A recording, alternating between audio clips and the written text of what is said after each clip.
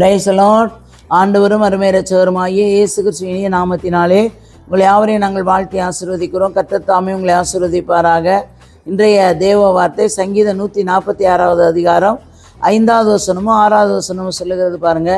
யாக்கோப்பின் தேவன் தன் துணையாய் கொண்டிருந்து தன் தேவனாகிய கர்த்தர் மேல் நம்பிக்கை வைக்கிறவன் பாக்கியவான். அல்லேலூயா.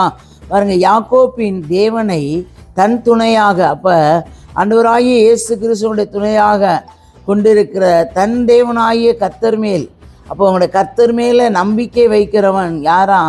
நம்பிக்கை வைக்கிற சகோதரிகளோ சகோதரர்களோ வாலிப பிள்ளைகளோ சிறு பிள்ளைகளோ அது யாராக இருந்தாலும் சரி, அவர் மேல் நம்பிக்கை வைக்கிறவர்கள் பாக்கியவான்கள். அல்லேலூயா.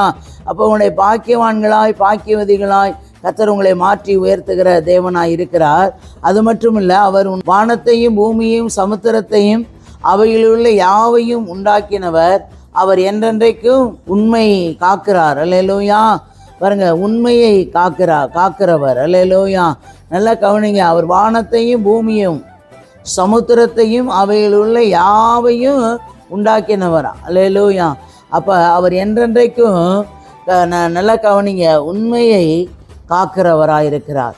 உண்மை உள்ளவனே கர்த்தர் பரிபூர்ண ஆசீர்வாதத்துக்குள்ளே நடத்துகிற தேவனாயிருக்கிறார். அப்போ கர்த்தருக்காக நாம் உண்மையாய் இருக்கும் பொழுது பாருங்க, யாக்கோப்பின் தேவனை தன் துணையாக அப்போ கொண்டு இருக்கிற தன் தேவனாகிய கர்த்தர் மேல் நம்பிக்கை வைக்கிறோம் பாக்கியவான்களாம். அல்லேலூயா.